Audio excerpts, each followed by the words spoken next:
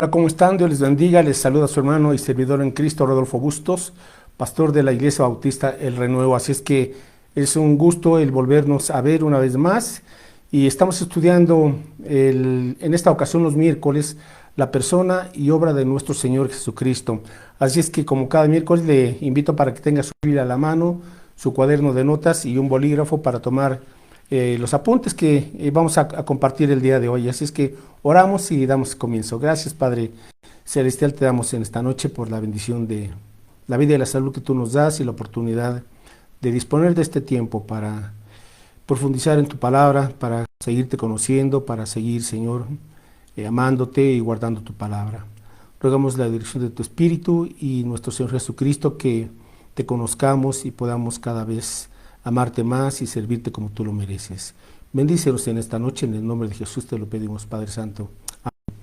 Bueno, pues el título de este estudio es Jesús es nuestro Maestro. Jesús es nuestro Maestro. Así es que le invito para que busque, por favor, en el Evangelio de Juan, capítulo 1, versos 38 y 39.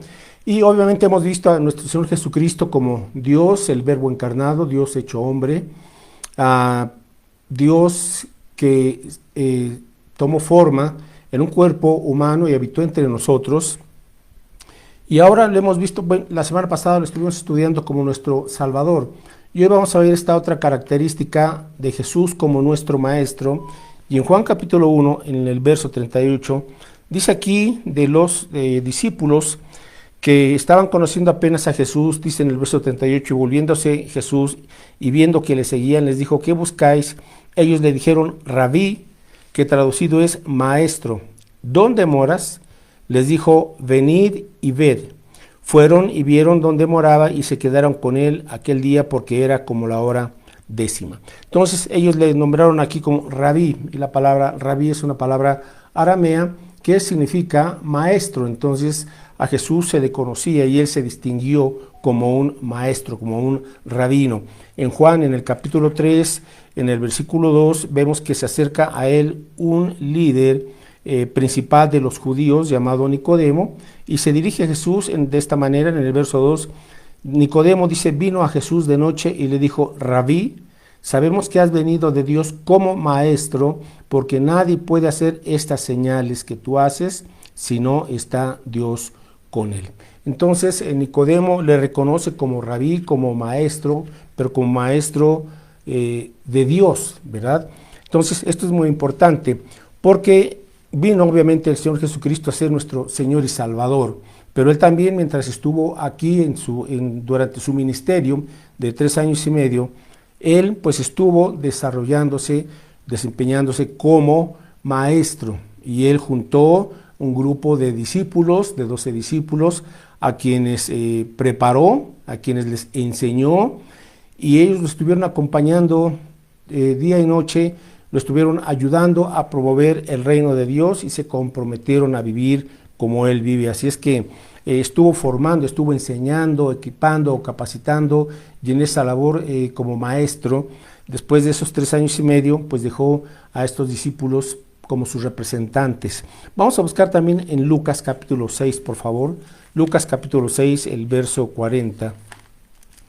Y aquí dice el mismo Señor Jesucristo sobre la importancia de ser aprendices y tener un maestro, obviamente en este caso el mejor maestro que ha existido durante toda la humanidad, que es el Señor Jesucristo. Dijo así en Lucas 6:40, el discípulo no es superior a su maestro, mas todo el que fuere perfeccionado será como su maestro. Entonces habla del discípulo, habla de un maestro y habla del discípulo que está siendo perfeccionado o equipado o capacitado. Bueno, y esa es la labor, ¿verdad? El hecho de entender que en esta vida necesitamos aprender a vivir, necesitamos de buenos maestros, y hay todo tipo de maestros para todo tipo de actividades, de profesiones, en fin, ¿verdad? Pero nos hemos preguntado si hemos tenido nosotros algún maestro que no solamente nos haya enseñado ciertas materias, ¿verdad?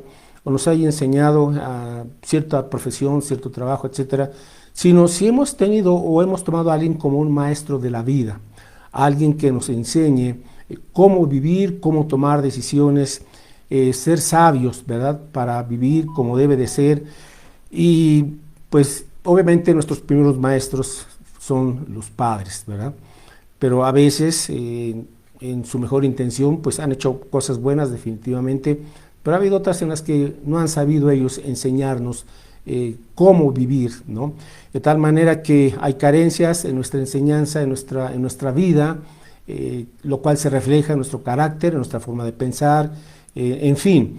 Pero aquí es donde entra en escena nuestro Salvador, nuestro Señor, el Maestro de Maestros, nuestro Señor Jesucristo, porque Él vino precisamente para formarnos, vino a salvarnos, sí, pero también vino aquí a enseñarnos a vivir. ¿Pero a vivir cómo? A vivir de acuerdo a la voluntad de Dios, porque esa es la mejor manera de vivir. Todos tenemos, hay muchos estilos de vida, cada persona tiene un estilo de vida, independientemente de dónde viva, su clase social, lo que sea. Pero el punto es, está sabiendo vivir, ¿sí? Y el camino, las enseñanzas correctas que nos pueden instruir para una vida como debe de ser, pues el Señor Jesús precisamente vino a establecer también la forma en que podemos vivir.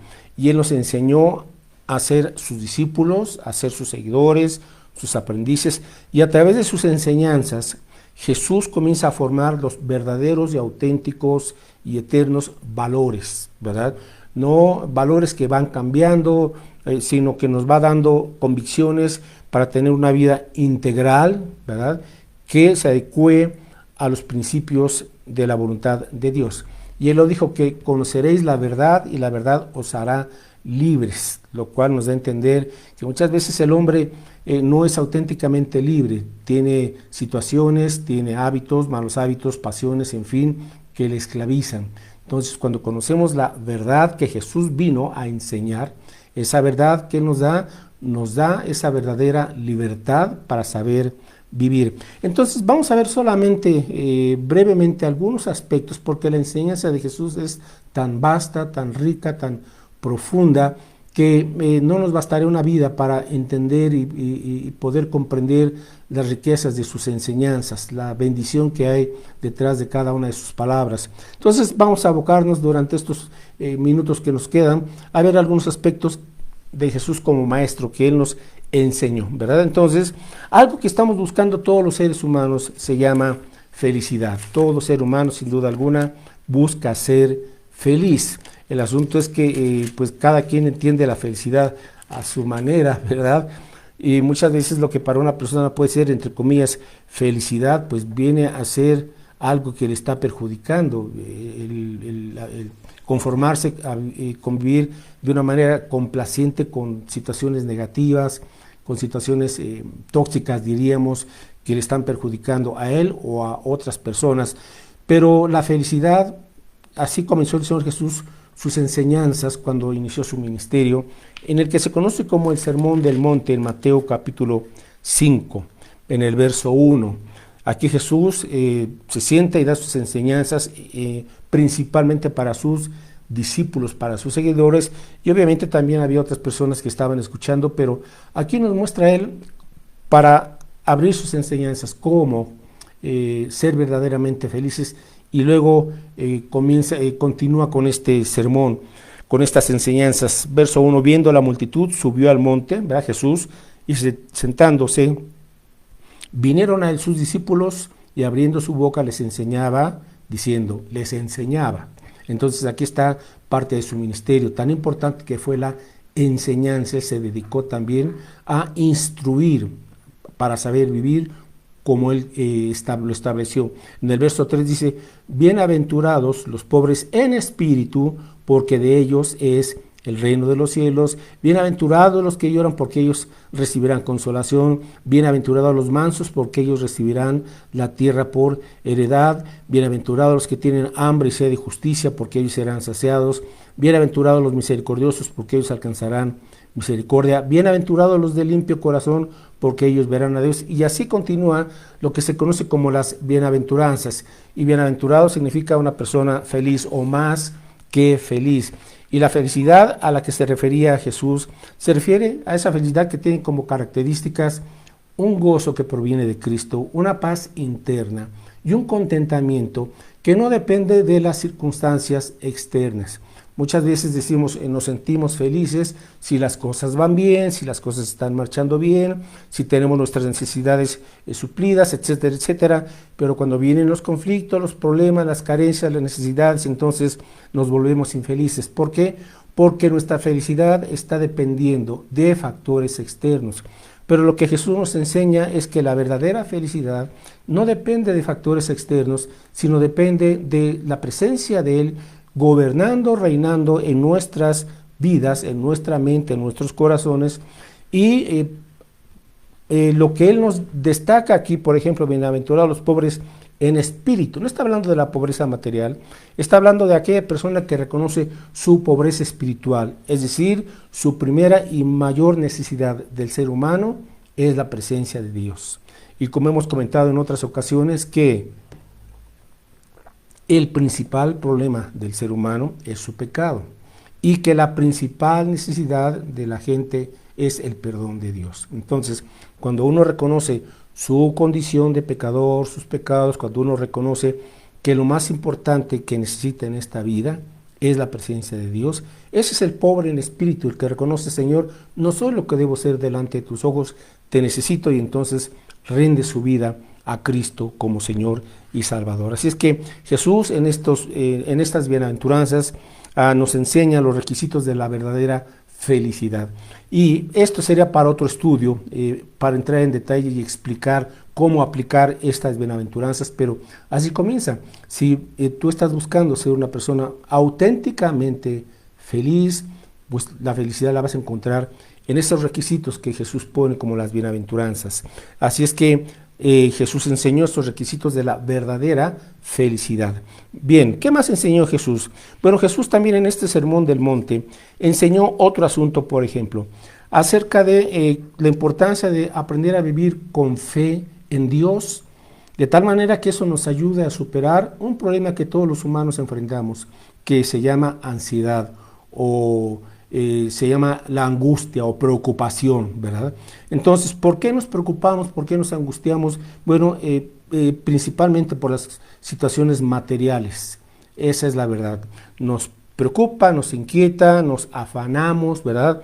Por tener los bienes materiales que consideramos que necesitamos, etcétera. Entonces, corremos siempre el riesgo de equivocarnos y de abocarnos a buscar en la vida las añadiduras, cuando Jesús nos ha prometido que si buscamos primeramente su reino y su justicia, las añadiduras, todo lo demás vendrá por añadidura, es decir, Dios abrirá las puertas de los cielos y enviará bendición a nuestras vidas. Entonces, Mateo 6:24, Jesús, por ejemplo, aquí menciona este aspecto de cómo superar la ansiedad, el afán, la preocupación, ¿verdad? Y dice en Mateo 6:24, ninguno puede servir a dos señores, porque o aborrecerá a uno y amará al otro, o estimará al uno y menospreciará al otro. No podéis servir a Dios y a las riquezas. Dice aquí en el versículo 25, por tanto, ¿verdad? Por tanto, os digo, no os afanéis por vuestra vida, qué habéis de comer, qué habéis de beber, ni por vuestro cuerpo, qué habéis de vestir. No es la vida más que el alimento y el cuerpo más que el vestido. Vamos ahora al versículo 30. Y si la hierba del campo, que hoy es y mañana se echa en el horno, Dios la viste así, ¿no hará mucho más a vosotros, hombres de poca fe? Es decir, si Dios cuida su naturaleza, dice, ¿cómo no va a cuidar de ustedes? Y aquí Él les llama la atención diciéndoles hombres de poca fe. ¿Por qué nos preocupamos, nos angustiamos, nos afanamos, etcétera? Porque tenemos poca fe, porque no confiamos en que Dios proveerá, en que Dios va a darnos lo que necesitamos. Versos del 31 al 33 continúa el Señor Jesucristo. No os afanéis, pues, diciendo qué comeremos, o qué beberemos, o qué vestiremos, porque los gentiles buscan todas estas cosas, pero vuestro Padre Celestial sabe que tenéis necesidad de todas estas cosas.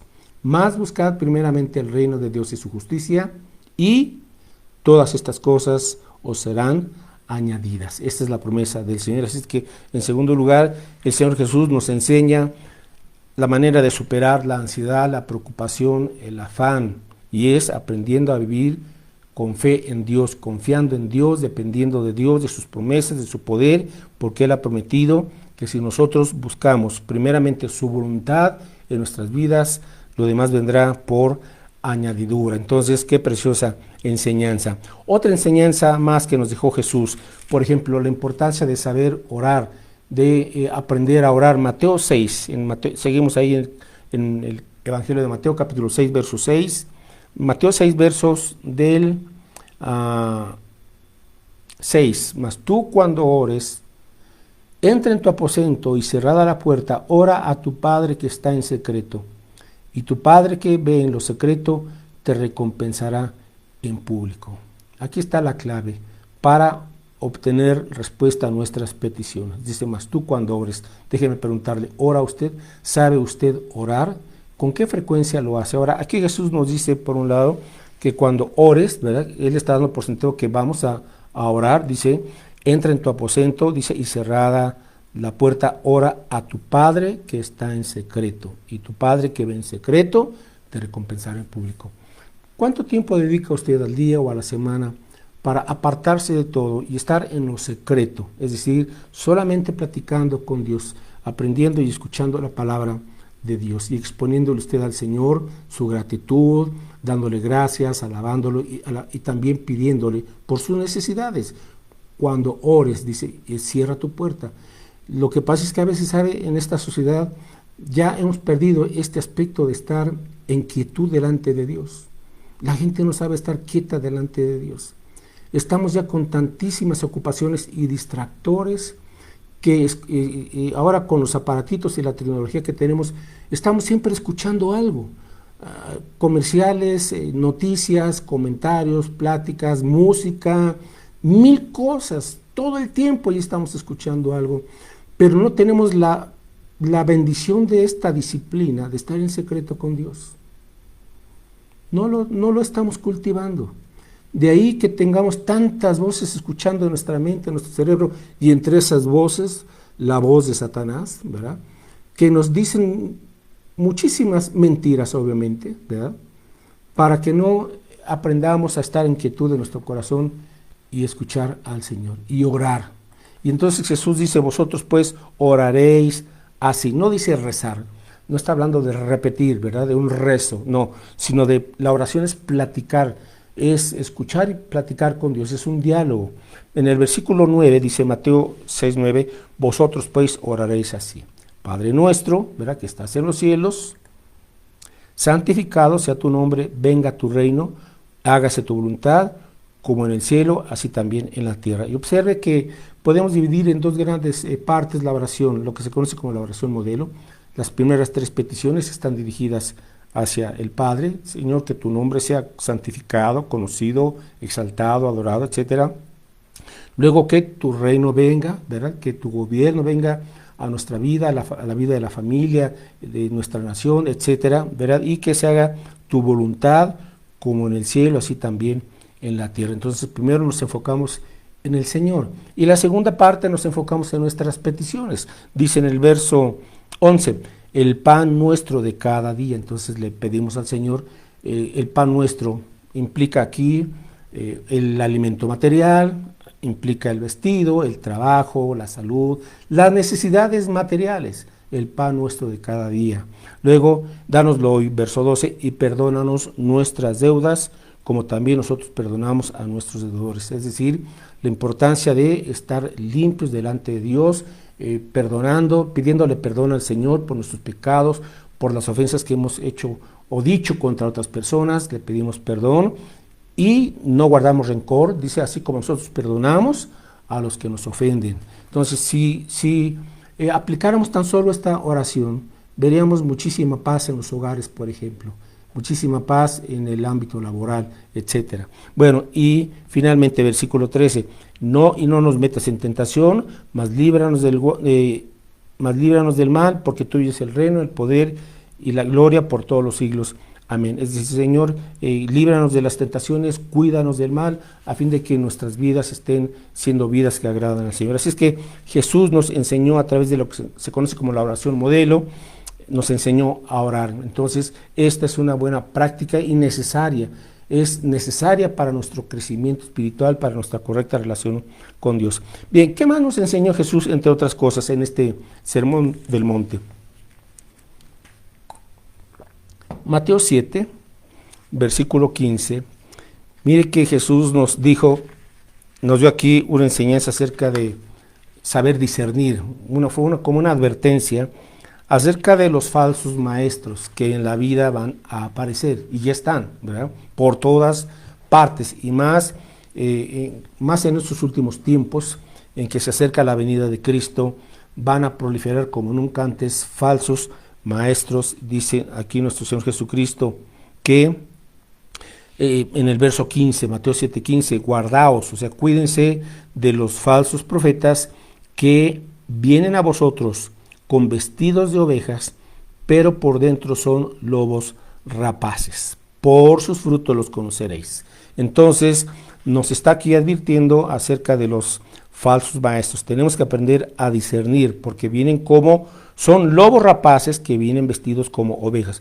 Y su propósito es destruir al pueblo de Dios, destruir la obra de Dios, y vienen con falsas señales, falsos milagros, tengan mucho cuidado, vienen con falsas enseñanzas, con falsas doctrinas, y Jesús nos dijo que tenemos que discernir. ¿Cómo? Dice verso 17, así que, desde el 16, por sus frutos los conoceréis, por sus frutos los conoceréis a estos falsos profetas o falsos maestros. ¿Acaso se recogen uvas de los espinos o higos de los abrojos? Verso 17, así, todo buen árbol da buenos frutos, pero el árbol malo da frutos malos. Y el versículo 20, así que por sus frutos los conoceréis. ¿Cuáles son sus frutos? ¿Cómo es su estilo de vida? ¿Y cuáles son sus enseñanzas? ¿Cómo es su estilo de vida? ¿Y cuáles son sus enseñanzas? Entonces, el hecho de que una persona tenga mucha información, domine cierta materia, tenga cierta especialidad y sea un buen orador, pues eso no es garantía de que venga como un buen maestro, y menos de parte de Dios. Entonces tenemos que ver sus frutos, o sea, cuál es su estilo de vida realmente, ¿verdad?, cómo vive en su casa, sus decisiones, en fin. Y al ver su carácter, podemos ir observando entonces, y también sus enseñanzas, si van acordes a lo que Dios ha establecido. Entonces es muy importante que usted conozca la Biblia, las Escrituras, porque la Biblia es la palabra de Dios. Usted la lea, le pida al Espíritu Santo que le dé el entendimiento para que usted tenga la sana doctrina, así le llama la Biblia, la sana doctrina, de tal manera que esta enseñanza le ayude a usted a ser sabio, a discernir y a no dejarse engañar por toda esta cantidad de lobos rapaces que están pues hoy en todo el mundo, y están desviando a la gente del camino de la verdad. Esto es algo tremendo, pero Jesús aquí nos advierte, nos previene y nos dice cómo. Otra enseñanza, y por ejemplo, pues usted y yo tarde que temprano hemos enfrentado o vamos a enfrentar embates, tormentas de la vida. Entonces, ¿qué hacemos cuando viene una crisis de cualquier tipo, de cualquier clase? Cuando viene un problema tremendo, una pérdida, una dificultad enorme, no sé, mil cosas que pueden suceder en esta vida. ¿Cómo lo enfrentamos? Porque la gente a veces cuando pasa o atraviesa por una tribulación, por una situación muy difícil, hay veces que la gente se deja vencer, se deja derrotar y ya no quiere más vivir, ya no quiere más enfrentar las situaciones y simple y sencillamente se rinde. Hay tormentas de la vida. Ahora Jesús aquí nos dijo cómo y qué tenemos que hacer cuando vengan estas tormentas de la vida, porque de que van a venir, y eso es para todos, no hay excepción, no hay ser humano, ¿verdad?, que evada o que nunca atraviese por una gran dificultad. No estoy diciendo que toda la vida son dificultades, pero sí llegará ese momento, porque son momentos de prueba en donde se ve la realidad de nuestro carácter, de nuestra fe o confianza, o si no la tenemos, en Dios. Lucas 6:47, que es otra forma también en donde aparece el Sermón del Monte. Lucas 6:47, dice aquí el Señor Jesucristo, ya casi al concluir su enseñanza del Sermón del Monte, Dice así: todo aquel que viene a mí y oye mis palabras y las hace, os indicaré a quién es semejante. Observe aquí como maestro, ¿no? El buen maestro, si queremos que la enseñanza sea efectiva, porque la enseñanza, aprendizaje, pues tiene que transformar la vida de los alumnos. Si no, no aprendió realmente, solamente recibió información, pero no hubo un cambio, porque la enseñanza y el aprendizaje es un cambio, es una transformación. Entonces aquí Jesús nos dice cómo se da esto. No, todo aquel que viene a mí. Entonces, número uno, yo tengo que venir a Cristo, tengo que venir a Él, tengo que conocerle, tengo que rendirle mi vida. Dos, y oye mis palabras. Entonces, una vez que vengo a Cristo, le recibo como Señor y Salvador, yo tengo que ahora oír sus palabras, las cuales están en la Biblia, aprender sus palabras. Y número 3 dice Jesús, y las hace. Entonces aquí está el asunto: venir a Cristo, oír sus enseñanzas y obedecerlas, o sea, aplicarlas. Esta es la clave para mantenernos firmes ante los embates y tormentas de la vida. Cuando tengamos que enfrentar cualquier vicisitud, bueno, yo tengo que recordar: vengo a Cristo, Señor, aquí está esta circunstancia, este problema, esta cuestión, escucho su palabra, qué me dice Dios, y lo que me diga Dios en su palabra lo aplico, y cuando lo creo y lo aplico, entonces veré cómo el Señor me da firmeza, porque dice aquí, verso Lucas 6:48, quien hace esto, dice, es semejante al hombre que al edificar una casa cavó y ahondó y puso el fundamento sobre la roca. Y cuando vino una inundación, el río dio con ímpetu contra aquella casa, pero no la pudo mover porque estaba fundada sobre la roca. Mas el que oyó y no hizo, semejante es al hombre que edificó su casa sobre la tierra, sin fundamento, contra la cual el río dio con ímpetu y luego cayó, y fue grande la ruina de aquella casa. ¿Cuántas personas, matrimonios o familias están en ruina? ¿Por qué? Porque no tenían un fundamento, valores, convicciones. Y sabe, hoy tenemos tanta información en todas partes, sobre todo en las redes sociales, pero mucha información se contradice a sí mismo. Pero cuando usted va a la Biblia, a la verdad de Dios, esa verdad que es como una roca, es como un fundamento, le guardará a usted y le permitirá estar firme y les permitirá, bien sea como matrimonio, en lo personal o como familia, etcétera, sobrepasar, sobrevivir y superar las tribulaciones que enfrentamos. Entonces, aquí está esta otra enseñanza de nuestro Señor Jesucristo. Y dos aspectos más antes de concluir. Bueno, Jesús nos enseñó acerca de quién es Dios, Dios Padre. Juan capítulo 17. ¿Sabe qué concepto tenemos de Dios? Pues de eso va a depender nuestra vida. Hay quien tiene un concepto muy equivocado de quién es Dios Padre, ¿verdad? Hay muchas enseñanzas falsas precisamente acerca de quién es Dios. Hay quien dice Dios es el universo. No, Dios creó el universo, pero Dios no es el universo. Hay un solo Dios creador. Nosotros creemos que la Biblia dice que hay un Dios, Dios Padre, Dios Hijo y Dios Espíritu Santo, un Dios en 3 personas. Entonces Jesús, al estar con sus discípulos y ya casi al despedirse de ellos, dice en Juan capítulo 16, en el versículo 3, está orando y sus discípulos lo están escuchando y dice, y esta es la vida eterna, que te conozcan a ti, el único Dios verdadero, y a Jesucristo, a quien has enviado. ¿Qué es la vida eterna? Que te conozcan a ti, el único Dios verdadero, y a Jesucristo, a quien has enviado. Entonces, no se trata de cualquier deidad, no, hay un único Dios verdadero y Jesucristo, a quien el Padre envió. Vamos ahora al versículos 6 al 8, del 6 al 8, Juan 17, del 6 al 8. Dice Jesús, he manifestado tu nombre a los hombres que del mundo me diste.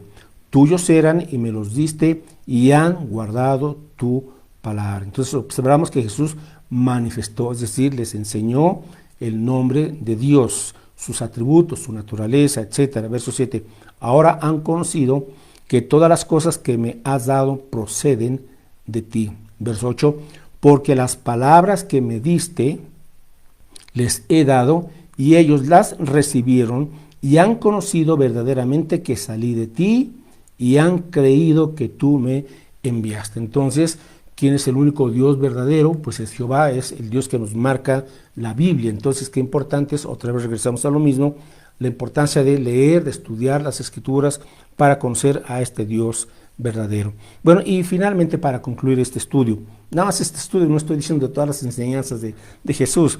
Jesús nos enseñó también acerca del futuro. ¿Qué con el futuro? Bueno, vamos a Mateo 24 y aquí vamos a ver que Jesús destacó en este otro sermón, este fue otro sermón, otra enseñanza a sus discípulos, hablando de los últimos tiempos. La gente se pregunta qué es lo que va a suceder, y máxime con la situación actual a nivel mundial, que hay simple y sencillamente muchas dudas, muchos cuestionamientos, hay mucha inseguridad, no sabemos qué es lo que va a pasar. Bueno, Jesús enseñó acerca del futuro 5 verdades clave sobre el futuro. Las voy a mencionar muy brevemente. Mateo 24, del 12 al 14, él está dando este discurso, esta enseñanza, y dice así: y por haberse multiplicado la maldad, el amor de muchos se enfriará. Mas el que persevere hasta el fin, este será salvo. Y será predicado este evangelio del reino en todo el mundo, para testimonio a todas las naciones, y entonces vendrá el fin. Bueno, entonces, número 1, habrá un final para este mundo. Sí, habrá un final en este mundo, pero la fecha solamente la sabe Dios. No podemos dar fechas, y tengan cuidado de aquellas personas que estén dando fechas. Ese es un engaño. El único que sabe la fecha es el Padre. Entonces, lo que sí es que este mundo un día va a terminar, ¿verdad? Estamos ahorita atravesando una serie de situaciones, pero todo apunta hacia lo siguiente, hacia este asunto. Mateo 24, versículos 29 y 30. Dice Jesús: inmediatamente después de la tribulación de aquellos días, el sol se oscurecerá y la luna no dará su resplandor, y las estrellas caerán del cielo, y las potencias de los cielos serán conmovidas. Entonces aparecerá la señal del Hijo del Hombre en el cielo, y entonces lamentarán todas las tribus de la tierra, y verán al Hijo del Hombre, o sea Jesús, viniendo sobre las nubes del cielo con poder y gran gloria. Entonces, en segundo lugar, dice Jesús que Él regresará por segunda vez a este mundo. O sea, antes de que Cristo venga, habrá 7 años de terrible tribulación, de gran tribulación sobre este planeta, y al final de estos 7 años vendrá Jesús. Él vendrá de manera visible. Obviamente 7 años antes habrá arrebatado a su iglesia, pero ese es otro tema.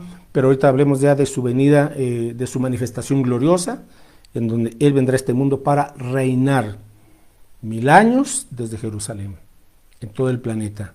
Será una vez más este paraíso aquí, y después de esos 1000 años, entonces sí vendrá el fin del mundo. Vamos a Mateo 25, 46, que al final entonces de la vida en este mundo habrá un juicio. Mateo 25, versículo 46, dice aquí: e irán estos al castigo eterno y los justos a la vida eterna. Bueno, así es que habrá un juicio final, y habrá un destino eterno. Y aquí Jesús habla de 2 destinos: el cielo o la vida eterna, y el castigo eterno en el infierno. Entonces, todas las personas iremos a uno de estos 2 destinos eternos, y este destino se decide aquí en vida, no después. Aquí en vida usted puede venir a Cristo, pedirle perdón, y que Él le dé una vida nueva y su presencia, y que Él le permita a usted también vivir eternamente con Él. Usted tiene que arrepentirse de su pecado, creer que Cristo murió por usted, derramó su sangre para limpiarle, perdonarle, y que Él resucitó al tercer día. Cuando usted cree en este evangelio, le rinde su vida a Cristo, le perdona y le da la vida eterna para siempre. En caso contrario, en que usted siga amando su pecado y siga siendo una persona egoísta y que no le interese Dios ni los asuntos de Dios, bueno, pues ya sabe el destino que le espera si no se arrepiente. Bien, la cuarta clave es que Cristo gobernará en esa nueva época, ¿verdad? Mateo 25:31 dice: cuando el Hijo del Hombre, o sea, Jesús venga en su gloria y todos los santos ángeles con Él, entonces se sentará en su trono de gloria. Bueno, o sea, establece su trono 1000 años, y luego vendrá el juicio, ese juicio final. Y la quinta clave, ¿qué nos dice Jesús entonces después de esta enseñanza? Bueno, nos dice que tenemos que estar nosotros atentos, velando y orando. Es decir, que no nos durmamos, tenemos que prepararnos. Mateo 24, 44, por tanto, también vosotros, bueno, versículo 42, Mateo 24, 42. Velad pues porque no sabéis a qué hora ha de venir vuestro Señor. Entonces nos dice velar, estar despiertos, estar atentos. Verso 44, por tanto, también vosotros estad preparados porque el Hijo del Hombre vendrá a la hora que no pensáis. Así es que la quinta clave del futuro es que tenemos que mantenernos enfocados a la luz del regreso de Cristo, o sea, velando, orando y compartiendo su palabra para que cuando Él venga nos encuentre haciendo su voluntad. Bueno, pues estas son algunas enseñanzas de Jesús, nuestro Maestro, y quiera Dios que usted y yo estemos siguiendo las enseñanzas de nuestro Maestro y Redentor y Salvador Cristo Jesús. Bueno, antes de despedirnos con una oración, solamente quiero recordar de dos cosas. Estamos los miércoles ya en vivo a las 7 de la noche, viendo la persona y obra de nuestro Señor Jesucristo, entonces en esta página en Facebook, la página de la Iglesia Bautista El Renuevo. Y el segundo anuncio, pues recordarles a los hermanos de la iglesia que el domingo 12 de febrero, tendremos una actividad especial, un desayuno evangelístico para personas nuevas, un desayuno del Día de la Amistad, el domingo 12. Entonces, obviamente es para los miembros de la iglesia, pero queremos invitar personas nuevas. Este desayuno va a ser el domingo 12 a las 11 en punto de la mañana. 11 de la mañana, para una vez terminando el desayuno, continuamos luego con el servicio, con el culto y con el mensaje. Entonces a las 11 es el desayuno y la enseñanza o el mensaje que será evangelístico será a las 12 del día. Para los miembros de la iglesia, este desayuno tiene un costo de 30 pesos. Para nuestros invitados es gratis. Entonces, para los miembros de la iglesia, pues vamos a costear este desayuno, 30 pesos por persona, pero los invitados no pagan, es gratis. Así es que estemos orando y puede ya comprar sus boletos con su hermana Marilena ya este domingo, Marilena Gutiérrez, y hermanos, vamos a orar y vamos a invitar un buen número de personas. El 12, que son 2 días antes del Día de la Amistad, que se celebra aquí también en México. Así es que ahí está esa actividad para que nos preparemos. Oramos y con esto nos despedimos. Gracias, Padre, por tu palabra. Gracias, Jesús, porque tú nos has dejado tus enseñanzas auténticas, transformadoras, verdaderas, las que nos llevan realmente al conocimiento y a la voluntad del Padre. Gracias porque nos has dado toda esta instrucción rica, valiosa, sabia, poderosa, y que transforma, Señor, nuestra forma de pensar, nuestros corazones y nuestro carácter. Ayúdanos para vivir conforme a tus enseñanzas y también ser discípulos fieles y también, Señor, compartir tu evangelio y estas enseñanzas. En el nombre de Cristo te pedimos, Padre Santo. Amén. Dios les bendiga, hermanos. Nos vemos el domingo en el Renuevo a las 12 del día. Hasta luego.